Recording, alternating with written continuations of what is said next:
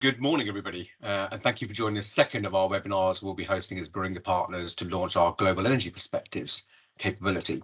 Our Global Energy Perspectives capability will produce compelling opinions, industry-leading viewpoints, and propositional topics associated with the energy transition to net zero, the evolution of energy markets and policy, and the changing global energy economy.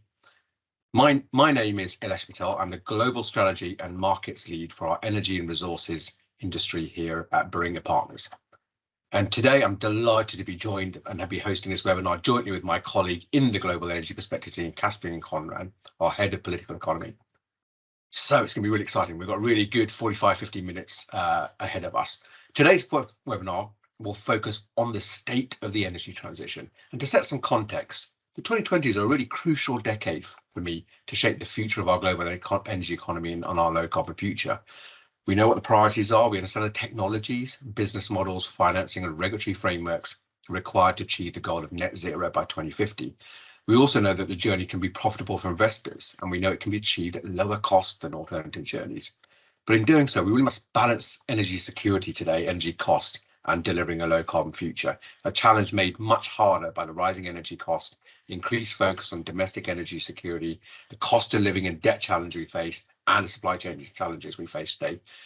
These demands are challenging, but not incompatible. So in the 2020s, we need to close the gap between the ambition that we set ourselves for a low carbon future and where current policies are going to lead us. So with that, we're going to go straight into our agenda for today. Our agenda for today is going to look at where we are now, where we were in 2021, where we are now, some of the global implications of the macroeconomic crisis and the microeconomic crisis in energy markets that we've observed today. And then Caspian is going to take us through the EU, the US and China, the state of the energy transition. And finally, we'll look at the investor implications and what it means for investors in the energy sector and in the energy transition. So I'd like to thank you again for joining, encourage you to make this an interactive session by posting questions in the chat. And by all means, please raise your hand virtually if you'd like a question outside of the chat, and I'll aim to monitor both those channels and draw you into the discussion. So kicking off, where are we today? Or rather, where were we in 2021? Wow, the sunny uplands of 2021, where a real degree of optimism post-COVID with a positive economic outlook and really positive economic conditions. The energy transition looked on a really stable path, both in the run-up to COP26 and post-COP26, maintaining that kind of high salience and commitment, both at government and company level, despite the shock of the pandemic rather. We had global cooperation. We had the end of coal announced, maybe at the end of coal being announced at the end of COP26. We had an economic bounce back, which was just appearing. A really high climate saliency we talked about is on the topic for policymakers all of the time. And a huge amount of investor pressure, both through ESG and through the activism of banks and the financial services industry to direct capital towards green technologies and a lower carbon future. Well, and the second part of kind of where we were in 21 was also the high point of target setting. So we saw both governments, next slide, please, Jen. We saw both governments and companies set these amazing goals for net zero, particularly if you look at China, that net zero by 2060, maybe not so amazing. Maybe they may be a bit more ambitious there, but China setting a goal in the first place, I think, was a really important high point of ensuring that commitment between governments. The US, of course, net zero by 2050, the EU net zero by 2050, moving much faster in power, of course. And of course, even India, laggard by historical standards, is now committed to that net zero by 2070, although we look to see their INDPs develop and be produced to back that up into detail. But nevertheless, still committing to a high degree of investment in low carbon technologies, particularly renewables, which we've seen over the last 3 years and which Caspian will explore later. We saw corporates, though. I mean, the corporate commitments alone were mind-boggling and impressive, particularly amongst the technology majors, the Apples, Googles, Facebooks of the world, but also amongst major industrial and manufacturing companies, the Unilever and Vodafone. Those commitments to net zero by 2050 with pathways in 2025 and 2030, the high point of target setting. Thanks, Jen. Next slide, please. And so what's changed in 2020? Well, almost everything, and how sad it is. The invasion in Ukraine compounded already existing weaknesses in global energy markets and the global energy economy. We did see rising commodity prices back at the end of 2021. We saw a kind of 3-4-fold rise in gas prices due to booming Asia and gas demand, a lower, high demand in Europe indeed because of the lower wind and solar conditions we had at the back end of 21. So gas demand was booming, gas prices are rising, which in turn was impacting power prices, of course, as we know. So we already saw some weaknesses, and that was impacting global economic conditions and global development in Europe. But Ukraine completely changed the picture. And if you look at the key macro events, that kind of hot recovery, China lockdown, superpower rivalry, a tighter gas market that I just talked about, the post-Ukraine world is now one of living and having to understand and react to a world of commodity prices, which are in some cases, particularly for power gas, 10 times what they were for the prior 2 years. A real emphasis on energy independence and energy security. How can we produce more locally?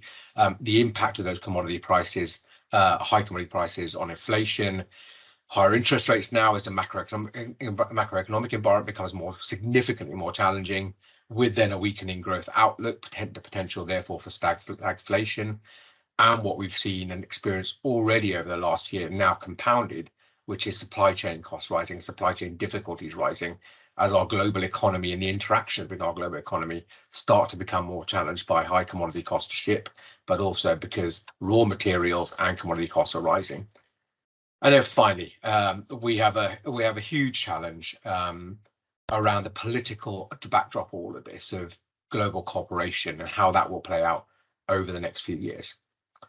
So with that context, I'm going to hand over, Caspian, to you just to talk about some of those global implications in a bit more detail and take us through where the EU, the US and China are today in the state of their energy transition.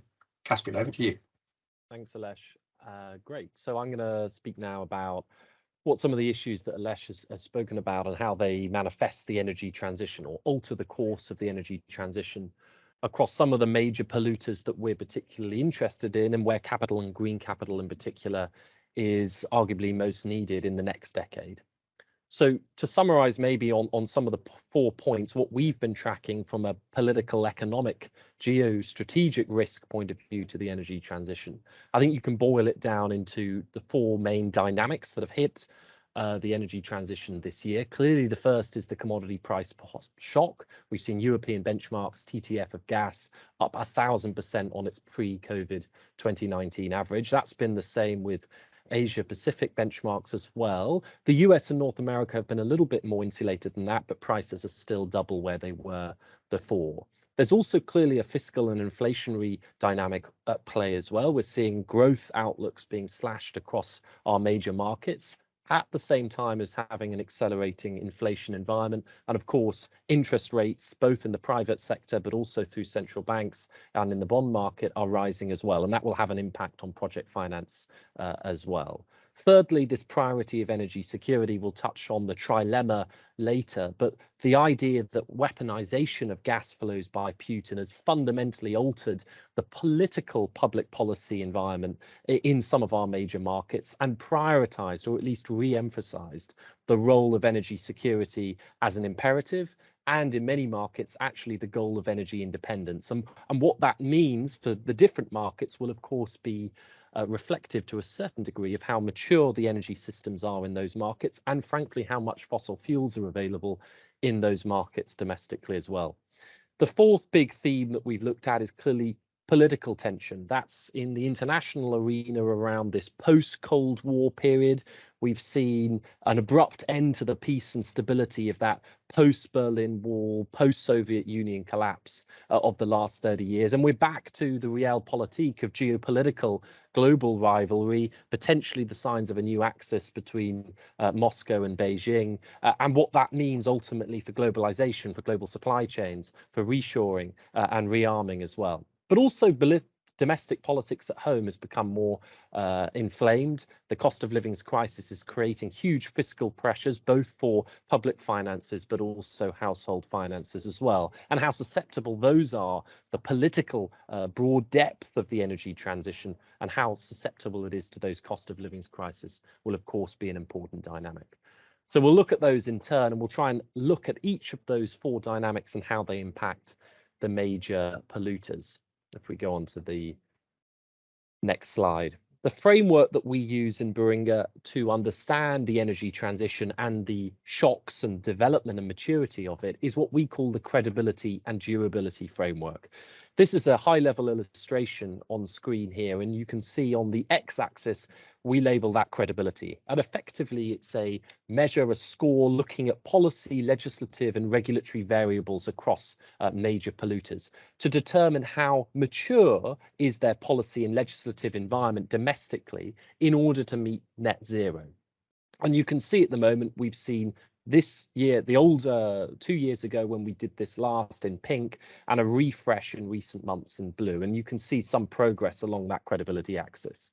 The y-axis is our other way that we look at the energy transition, which is what we call durability. How broad is the political support of decarbonisation in those markets? And in many respects, how fickle, how susceptible is it to rollback risks? Is it likely that major economic or political shocks could move the energy trajectory off course in those markets? A positive score means we think actually that transition is pretty robust, and if anything, there's positive momentum behind it. A negative score is a warning sign to investors that actually there could be major policy change which could look in many respects like rollbacks on the energy transition, and so a potential interesting one when you are deploying green capital, particularly in some states where there is high durability risk. So if we go on to the next slide, I think a high-level summary of recent months then is if we think about that credibility, the policy maturity, and the durability, the political support, we've seen in a bit of a developed market versus emerging market split, I think it's fair to say, both in the United States and in the European Union, which we'll touch on in this webinar. There have been major policy gains in the domestic political arena around the Inflation Reduction Act in the United States, or of course the Repower EU plan in the European Union. But also the political support has changed as well. That's become both deeper and broader in those markets. And some of the risks of rollbacks, which we had seen, especially in the United States, has dissipated somewhat, not completely, we'll touch on why, but dissipated somewhat. A potentially different picture in China and India. We won't talk on India today just because of brevity, but we'll speak about China, where actually the role of energy security and a slowing growth environment does create risks in terms of the energy transition trajectory in those markets. We know the large supply of domestic coal is available and is always the knee-jerk reaction in some of these states when especially gas prices are elevated to the level that we've seen them. So a mixed picture. We see small credibility increases in China, but actually some concerning durability risks emerging in China as well. Let's go into, I think, the European Union in a little bit more detail. We go to the next one, Jen. Thanks. So actually, in many respects, this crisis takes us back all the way to the energy trilemma, and there'd been a consensus over the last decade that a balanced approach between the three priorities of the energy trilemma was desirable, and actually public policy reflected the equalization of priorities towards decarbonisation, affordability and energy security. And you may even say that there was a bit of emphasis on decarbonisation and affordability, and actually the weakest of the tripod was probably around energy security, where if we look at some of the positions, especially of Eastern Europe and its exposure to gas, its lack of LNG terminals, its lack of investment in non-Russian pipeline, you could argue that actually energy security, certainly in Europe, came from codependence, which is an interesting way of thinking about energy security. But the argument was fundamentally that given that in many respects this is a monopsony supplier channeling flows to a monopoly consumer, that Russia would be as equally troubled if gas flows were disrupted as the European Union or Europe was. And so that would guarantee energy security by itself. Now, clearly events have shown that that was somewhat misplaced. So we've now seen through the invasion of Ukraine a fundamental review in many respects of the energy trilemma and the priorities of the trilemma from a European perspective. Clearly on the front line, gas prices, as I say, TTF is at 500 pence a therm, 250 euro a megawatt hour into some of those power markets in recent months as well. So a huge elevation in both power and gas prices. And clearly that has driven both emphasis on supply security and a cost of living crisis, which from a public policy point of view has prioritized the role of that initial tripod, the energy security and energy independence. In Europe, at least, where many of the oil and gas fields are either extremely mature or exhausted, there are still, of course, import potentials from Norway. But when we look at Groningen in the Netherlands, when we look at the Danish fields, even when we look at the Balkans, which have some new gas fields like Romania, Europe is unable to sustain itself. So to remove foreign dependencies on fossil fuels necessarily means broader electrification. And of course, how do we get that power? Well, probably through domestic sources, i.e. renewables. So I think this is a really nice way, an easy way of actually trying to understand what's happened there from a principle level. And then maybe if we go on to the actual policy response on another slide, we can see, well, what does that mean manifestly? Well, we've seen the emergence of the Repower EU plan, which is a huge upgrade in aspiration from the Commission and member states who have signed it off ahead of 2030. The old plan, Fit for 55, tried to target 40% of capacity being renewables by 2030. It's since been upgraded to 45% by 2030. That's going to have huge implications on the needed gigawatt capacity rollout.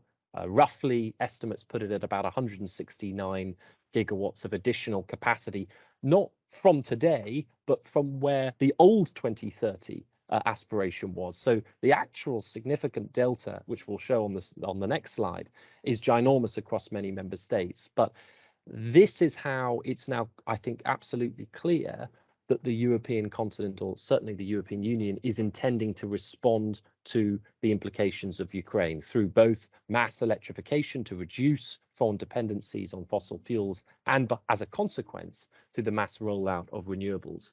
And I'm on the next slide. I think this poses quite a considerable opportunity for investors. And maybe, Ilesh, before you add a little bit on this, I think what you're seeing here is in blue and pink, the install capacity, and in grey and dashed, you're seeing what our view of a pretty immature pipeline is. So all the available pipeline that we can identify within those states, many of those won't come to fruition.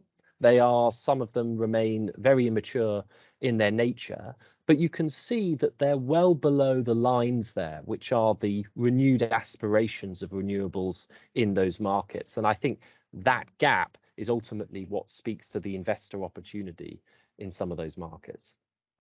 That's exactly right, Caspian. And all of this data for these markets comes from our Baringa reference case product, our power market projections for the next 30 years for each of those markets. And it's fascinating to look at data just for Germany alone, where the ambition, rather the pipeline that you just described, Caspian, is about that kind of 154 gigawatts level at the moment. The previous, now the new ambition is just over 350 gigawatts. So you've got a kind of 200 gigawatt gap between the current deliverable pipeline and installed base and that new ambition. And we think as Baringa in our reference case, that current policy supports about 250 gigawatts of renewables overall in terms of the availability of different instruments, including some of the auction mechanisms that the German government runs now on a reasonably regular basis for all technologies. So that gap between the 350 gigawatts and the 250 gigawatts is the ambition gap. It's the gap in policy. It's the gap in what they say they want versus what they're prepared to support. And that's the opportunity for investors to face into in a post-Ukraine environment. But clearly the government framework, as I'm sure you're going to describe, will need to be adapted to have a credible and durable policy for renewable rollout and electrification in Europe. Caspian, back to you, I think. Awesome. Yeah, I mean, I think we're going to flesh out some of those challenges at the end, but let's move on maybe to our second country. Oh, no, we're not. We're going to talk about durability risks. So I think fundamentally what we've seen as a response of Ukraine is not just policy maturity in the EU in the way of the Repower EU plan, but also many of the risks that we had seen, especially from Eastern Europe, around support for the energy transition, I think are fair to say have dissipated. There's two major positive momentum coming out of the Ukraine crisis from a durability perspective. The first is clearly the new renewed positive economics of renewables. Gas, fundamentally for those heavy industrial Benelux, Northern European states, was the cheapest form of fuel and was extremely appropriate for those particular applications.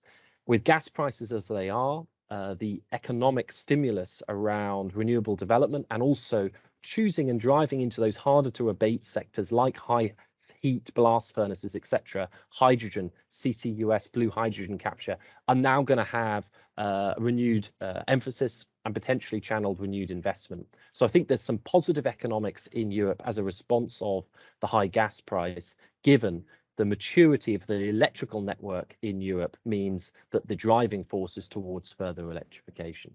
And then most obviously this role of energy security. If historically renewable energy and electrification for Europe had meant a moral obligation to the world around achieving net zero, I think recent events have shown that, frankly, that is no longer the priority. The priority for renewable energy and electrification is geostrategic, it's energy independence, it's self-sufficiency.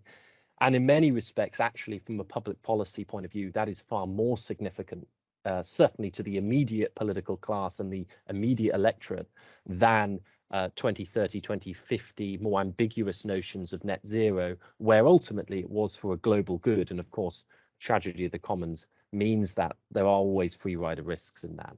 So I think in many respects, both we've seen public policy advancement on the credibility axis in Europe, but also further momentum because of these new political dynamics on the durability axis as well. If we then move on to the US. So similarly in the US, I think it's fair to say we've also seen some major steps forward. Whether you can directly tie this into Ukraine, I think it's harder to say, but certainly I think there are influences of the higher inflation, lower growth environment that supported many of the Democrat caucus, potentially people like Joe Manchin, who had held out in support of this major bill, of course, the Inflation Reduction Act. That is a significant increase in the aspiration, again, of the US in terms of decarbonisation. Plans or analysis suggest that it would reduce emissions by about 40% on 2005 levels by 2030. And that brings us much more in line with the verbal commitments that Biden had been giving at COP26. The big challenge for the United States historically had been we had executive commitments made to the international community in the form of international treaties, COP26, or verbal statements that were not supported by major policy and legislative gains at home. And that ultimately was because of deadlock in Congress. We had not been able to achieve major climate or energy policy reform in Congress for the last 30 to 40 years. Obama tried to use executive orders because he was unable to pass this legislation in the Senate when he lost it in 2010. And so he relied on regulation. The Environmental Protection Agency would tighten regulation and policy standards. We know, however, that that was ineffective. And so this passage by Biden, it's maybe less significant than the Build Back Better Act, which was his original plan. It doesn't mandate states to achieve a certain renewable energy target. It doesn't mandate states to hit net zero.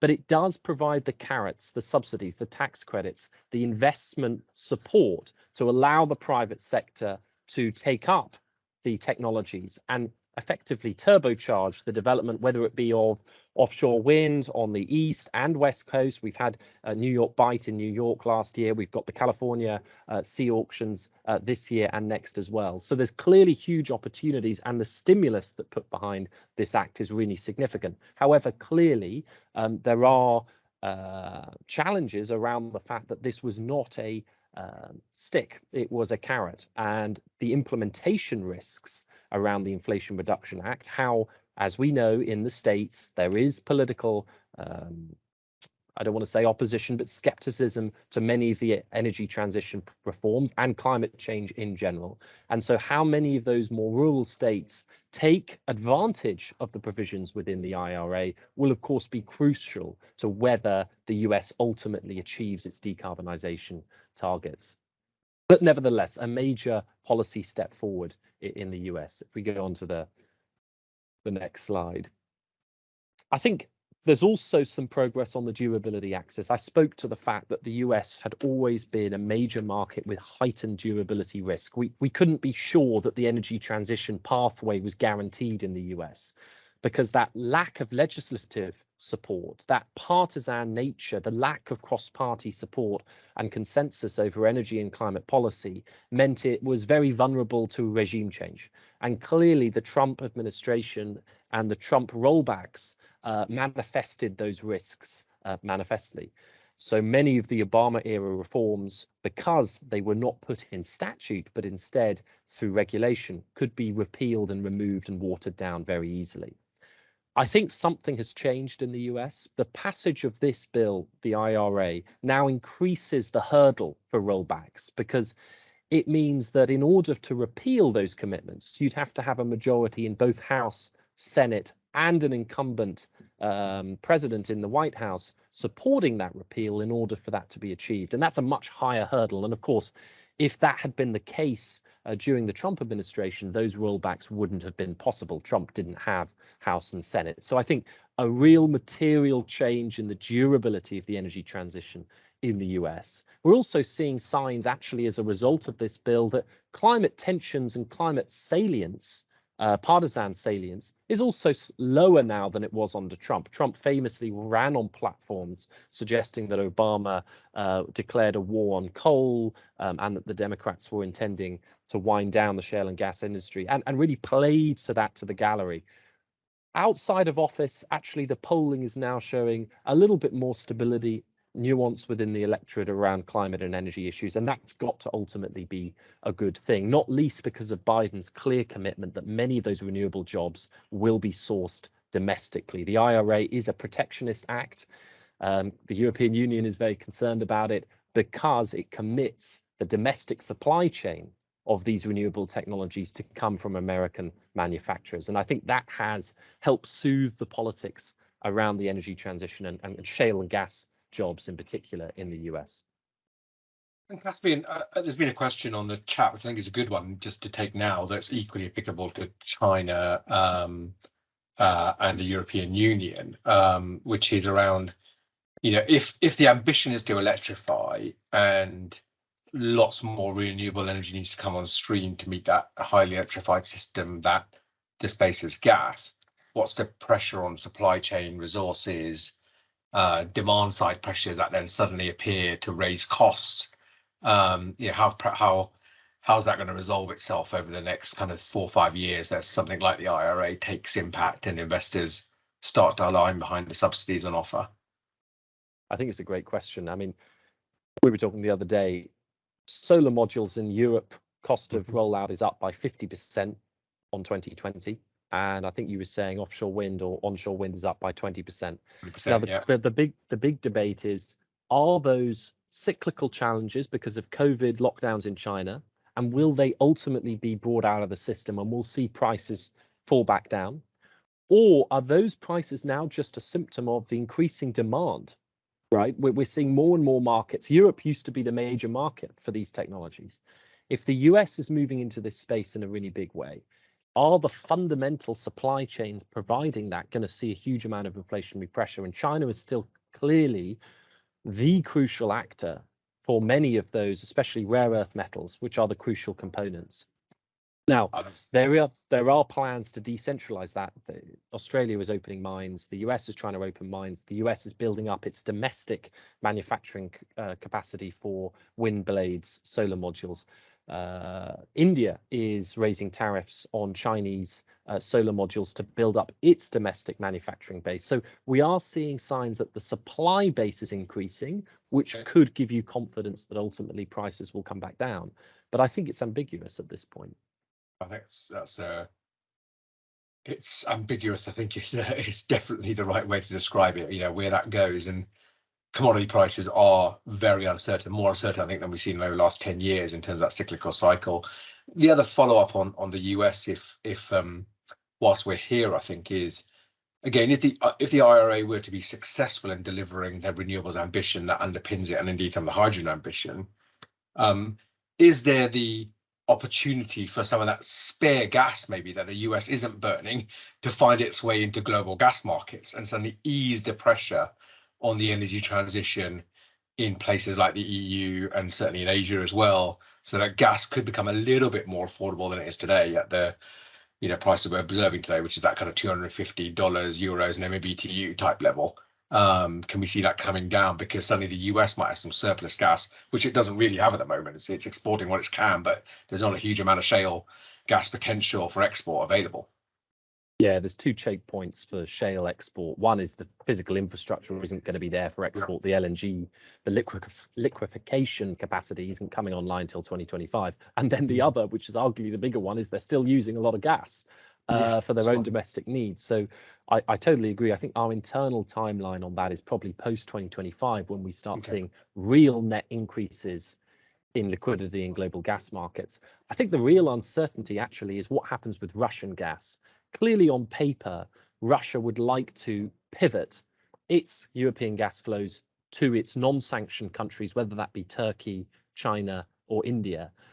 Trans-Siberia 2, which is a pipeline that connects directly to China, could allow significant increase in volumes, 50 BCM, and clearly additional LNG terminals could service India. So you could see this displacement of Russian gas moving into markets and alleviating Qatari and US shale, or US gas, sorry, to move into European markets and be displaced from China, India, and Turkey.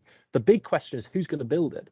Because the US sanctions are so strong that most contractors, whether they're Chinese, whether they're or any other country, are not wanting to build that infrastructure. And the real question is whether the Russians can get the capability to build it themselves. I think there's an open question. Good. Let's just briskly talk about China and then the next thorny problem on the energy transition agenda. So look, we on our assessment we put China as a moderate increase in credibility. They've just come out with their 14th five-year plan. There was a lot of things there you could say were positive, right? And I don't want to be too dismissive of that. Their renewable energy obligation continues, or renewable energy target continues to increase, as does their zero carbon target in the power mix as well. And they've got a healthy target for renewables of 30% by 2030. And actually, there's all signs are that they will exceed that target. The Chinese, the CCP, like to place a line in the sand and then achieve it by quite a considerable margin. They have done that consecutively over other five-year plans across a wave of different issues. And so there's every reason to believe that they are on course to achieve that higher renewable target, and that will clearly help decarbonize the power generation sector in China. There's other important points, which are that climate got its part of the sixth pillar. So every five-year plan has 6 pillars, which are the CCP's 6 priorities. And for the first time, the 14th year plan had climate as one of those 6 pillars. So a crucial part now of the CCP's public policy agenda. And so there's a lot to take heart from that in that respect. However, look, there's also clearly risks that have continued to blight the Chinese credibility on net zero, and that's around coal. And I think there's a second slide here, which shows that actually thermal, which is overwhelmingly coal in this case, continues to have significant increases in net capacity. If you look here, the change in net capacity 2021 relative to 2020 shows that about 65% of all new power gen capacity is from, all new energy capacity is from thermal. And that really undermines the notion that we're on track to peak emissions by 2030 and start the phase down of coal from 2026. And even if those technically were achieved, the ramp up that we're seeing now makes it much, much harder to get back to net zero. So it may be technically the case that the Chinese are able to peak emissions by 2030 and start the phase down of their coal by 2026, but embedding the new coal-fired fleet right up to that date. And we know these plants often have a 10, 15, 20-year lifespan. They are efficient, that's no doubt about it, but they're still ultimately extremely dirty relative, certainly to renewables, but also to gas. And so there are continued credibility challenges for China when we're looking at how serious is the CCP in order to achieve these targets? We know the priority has historically been air pollution and air quality, especially for the urban middle class in those core economic centres. But actually building the latest generation of coal outside in more rural areas, as has been done, already addresses that public policy. And so I think it's really important, especially for us in the West, to know or understand that actually climate change and being green in China is not necessarily the same as net zero. It is just better wildlife conservation, better management of water and other resources, and better air quality. And actually, you could achieve all of those with a large thermal component in your mix. So I think continued credibility challenges in China for obvious reasons. If we then finish off on the durability score for China, I think actually it probably gets a little bit worse than that in terms of risks. The 4 dimensions that we've seen as a result of Ukraine: commodity prices, energy security, slowing growth or stagflation, and political tensions. 3 of those actually look quite negative for China vis-a-vis the energy transition. If we think about commodity prices, we know China is a price-sensitive market for fuel and for energy. Its dominance in heavy industrial goods, especially quite cheap steel, low-grade steel, means actually it's extremely sensitive to energy prices. And we have now started to see that coal to gas switching not move back necessarily in reverse, but start to dramatically slow down since the invasion of Ukraine, frankly, under these prices. And coal production quotas by the CCP have been lifted this year to unlimited levels, and production as a response are up by 11% year on year. Now, the question, of course, is if gas prices fall back down, is this just a blip? But of course, the risks are that we're further embedding the role of coal into the mix, and that gas continues to carry a premium, which is just uneconomically viable in many of these markets, certainly without major state subsidy, which is not yet a policy priority for the CCP. I think energy security, you could say a similar dilemma. Clearly, most gas, China doesn't have any gas at all. It imports most of its gas through the Straits of Malacca and through the Taiwanese Strait. Clearly, the geopolitical frictions with Taiwan and what has been seen to have happened to Russia in light of Ukraine raises real risks of energy security for the CCP.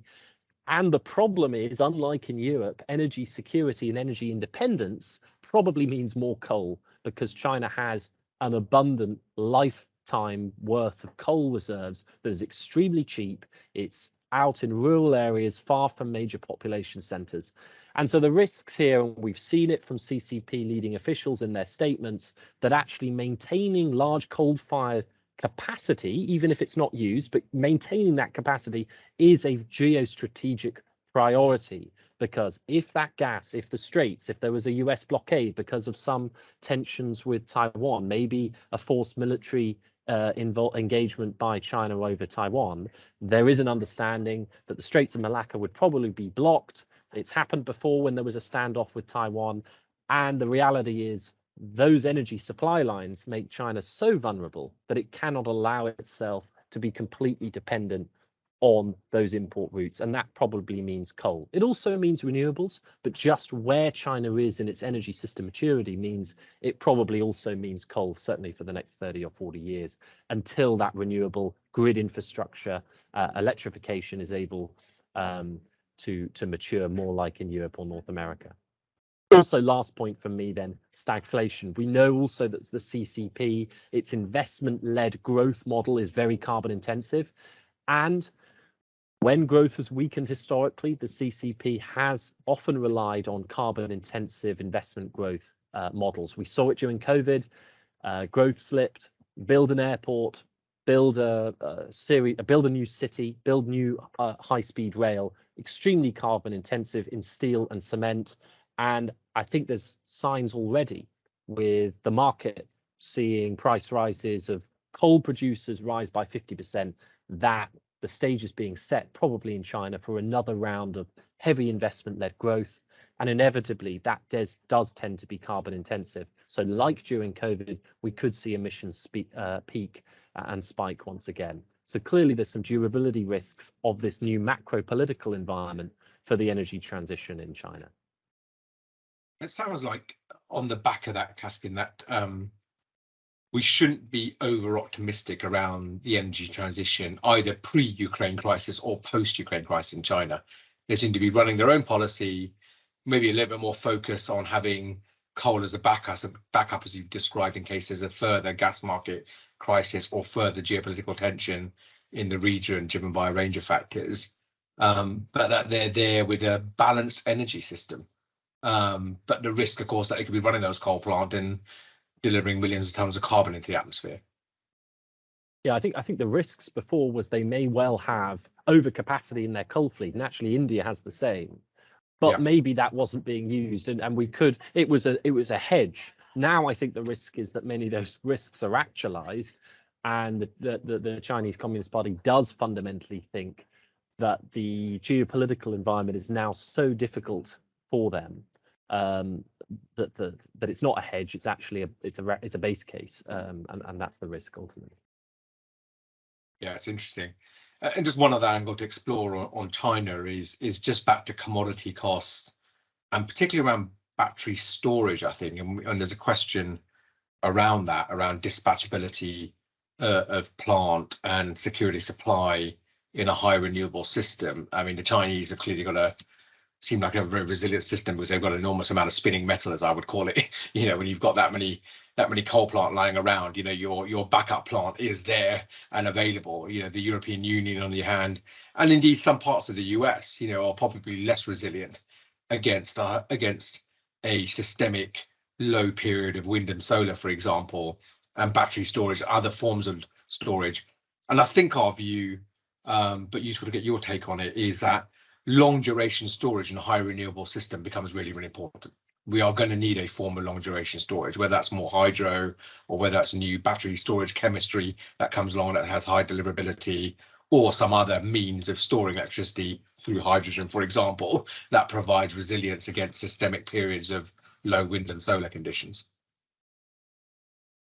Yeah, I totally agree. And I think there are two challenges for China, which has some of the worst efficiency on its renewables. A lot of that power is ultimately not used in its rural wind, especially. One is just its grid. So because it's a large country, it is arguable that actually you can manage power demand just by finding the demand over a very large period. And clearly the Europeans are doing that through the interconnectors to try to increase the efficiency of renewables.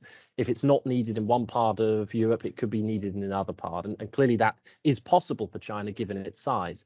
The challenge primarily is the grid and the grid capacity, and the high voltage transmission lines are simply not there yet in terms of infrastructure. But actually, that probably could be plugged over the next 5 to 10 years. But clearly, the bigger, more technological and more structural challenge is when you saturate that option and you do fundamentally get to a point where the wind doesn't blow for a week or whatever, and you're dealing with that long duration intermittency. How do you store? Clearly a leader in lithium batteries, but ultimately even technology at the moment is about 4 to 8 hours. When we're talking about long duration, we need weeks, potentially even months. As you know, our view is probably gases, whatever that gas is. Maybe it's still a prolonged role for natural gas. Ultimately, could that be hydrogen? That has to be probably where the technology and the energy system moves as we get to that very high level of renewable penetration, which in many markets is sooner than we think, right? 2030, 2035. Yeah, I think that's right. And some markets are already there. You're operating systems like Ireland, already operating very high levels of renewable penetration. There are countries like Iceland, and they're all small scale for sure, but they're already starting to be able to test the borders of what's possible. And there's actually been a question. I'm glad you mentioned hydrogen there, Caspian. There's been a question around the contribution hydrogen might make in a low carbon economy. I think rather than answer it now, if I can point the person who's question, we actually ran a webinar on Tuesday on the role that hydrogen might play in a low carbon future. So it's available on our website. Please do go and watch an hour of our expert in energy systems, Oliver Ricks, our lead on hydrogen commercial, Shane Heffern, and I talk about the role hydrogen play based on some of the work that we've been doing for the Global Hydrogen Council and some of the work we've been doing for developers of hydrogen projects in that as well. So please do go and have a look at that video, and we'd love your feedback and questions on that. Great. All right. Caspian, where do we go next? I think we've got a good sense of the US, the EU, and China. I guess where we go next is trying to understand, make sense of this for investors. This is where, and again, there's been a question on this, is how is the capital going to flow, given the huge amount of uncertainty here, some of the challenges and risks, what are the opportunities and risks associated with the energy transition post-Ukraine crisis? And Jen, if you just move to the next slide for me, please. I think you and I are great believers in the implications of this fall into two buckets, a kind of 4 areas of opportunity that I think you've already described well, and 5 potential areas of challenge. The 4 areas of opportunity being accelerated electrification. You described that earlier well when we're talking about the European Union in particular, but also in the context of the US as well. Renewable economics look really positive. Again, we're going to do a separate series and set of viewpoints around renewable economics over the next month or so, showing that value gap between the price levels we're observing in power markets today and the cost of delivering renewables with sensible investor returns, and that gap is widening under current market conditions. Therefore, an accelerated renewable rollout is very likely in a context, including in all of those 3 regions that Caspian you just covered. And then potentially the role of acceleration into alternative gases, both biofuels and hydrogen, as a way of displacing natural gas and security supply, particularly in Europe, but may well apply to other regions. On those 4, Caspian, any other thoughts to add in terms of credibility, durability, and investor implications on the opportunity side before we just turn to some of the challenges? Just to echo your opening statement, that the next decade is where all of those things need to come together, right? We know what we're doing. The finance is arguably increasingly there post-COP. The commitment is there. Now it's operationalizing and getting the technologies to scale to deliver, and that will come with challenges, and as you say, a crucial decade ahead.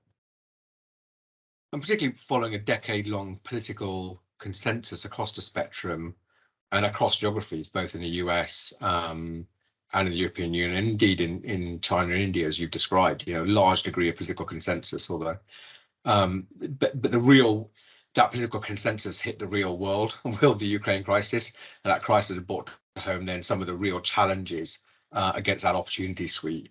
The longer term risks now we see of government intervention in energy markets is much greater than we've ever seen it. That is a risk for investors, the rising cost of capital, and particularly interest rate rises. We don't know yet how that's going to play out in project financing for large scale renewable projects and indeed small scale renewable projects over the next few years. Permitting, grid constraints, renewables do compete, and they will always compete with land use for other purposes, particularly onshore renewables. So how is that going to work, and how will governments resolve the permitting and grid constraint dilemma that they face vis-a-vis all other land uses? And of course, we talked about supply chain and production costs, and indeed the ability of governments to spend their way out of a crisis is much more limited than it's ever been, Caspian, which is a great point that you made previously. We've some opportunities and challenges. We've got a little bit of time just for some more questions. Well, one of the questions speaks to actually some of the risks or the sort of challenges that are on this slide. I mean, Mike said, our renewable economics are really positive, and that's really our point 5, Mike, on the first of the potential risks, is that clearly we're seeing heightened intervention from governments in markets, whether the form of windfall taxes, caps, CFD, market reform, mandatory contract for difference, or some kind of mechanism to cap the upside of renewable generators, is clearly a risk to these supernormal profits. However, ultimately, those profits are still likely to be higher in this high commodity environment vis-a-vis without Ukraine's invasion. So take your point, they are positive, but clearly there are some risks for if you wish to go merchant and fully capture the upside that we're seeing in power markets at the moment. And to give you an example of that on a positive economic side, with those challenges balancing against that, today, if you're developing an onshore wind project in the UK, you're probably looking at a captured price over the life of the project well north of 80 or 90 pounds a megawatt hour on a discounted basis, accounting for the variability of the wind as well, against the levelized cost of delivery, even at higher capex prices, or rather higher capital costs that we've seen in the last 6 months or so, about 60 pounds a megawatt hour with a good equity return built in there. So that is the value gap. That 80 that you can get in the market and the 60 it's costing you to build it with a return. That's the value gap. That will get eroded, no doubt, over time, both as prices may or may not fall back to more normal levels, but also as costs rise and risks rise. But for today, that value gap's rise, and it's all driven by high gas prices and the link between gas and power markets. And there's been another question, I think that's great, flowing through now. For China, renewable energy investment flows, given Hong Kong's historical importance as an international financial center, can its financial system maturity play a bigger role going forward? And that's a difficult question. Not sure what the role of Hong Kong in financial security is. An exit flow for China, I guess, which is definitely true historically. Many investors use used Hong Kong and then Singapore as a way to getting money out of China for investors. But I guess a slightly broader question there around international investors, Caspian, in China. Is it a closed market? Particularly for renewable energy, and will international investors ever be encouraged to flood en masse into China?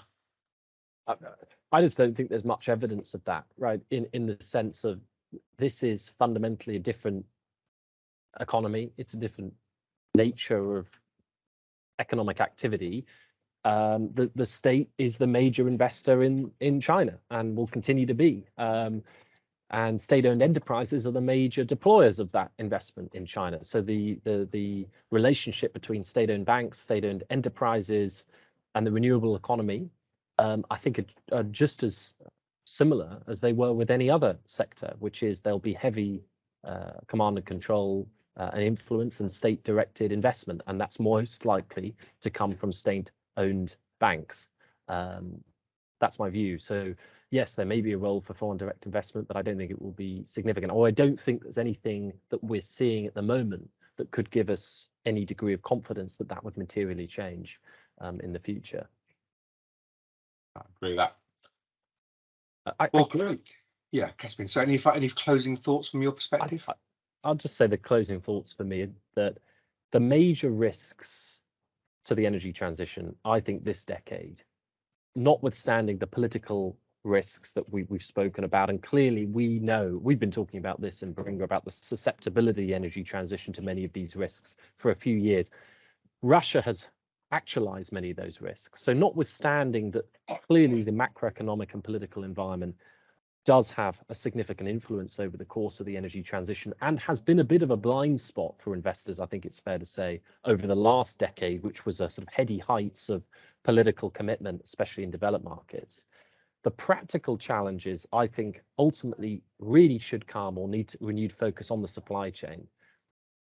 Do these targets, huge hundreds, thousands of gigawatts of capacity across North America, Europe, and the Asia Pacific as well, does the supply chain have the maturity, and can the supply chain be sped up and developed fast enough to achieve that level of rollout? I think there's some really open questions about whether we even have the technical capacity, the operational capacity to meet these targets that the governments are putting on paper at the moment. And I think that's really going to influence whether many of these targets are going to be met, and of course, at what cost, especially in developed markets.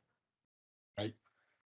Well, on that excellent note, I think we will close the webinar. Thank you, everyone, for making the time to attend. Please do watch out for the next in our series of Global Energy Perspectives webinars, and the next one's going to be on investor risks and opportunities in Europe. We're really going to double click on how investors should be looking at each country within Europe, and Caspian will be reproducing his framework to help us navigate through where those risks lie for investors in Europe over the next decade or so. So thank you very much again, and have an amazing Thursday.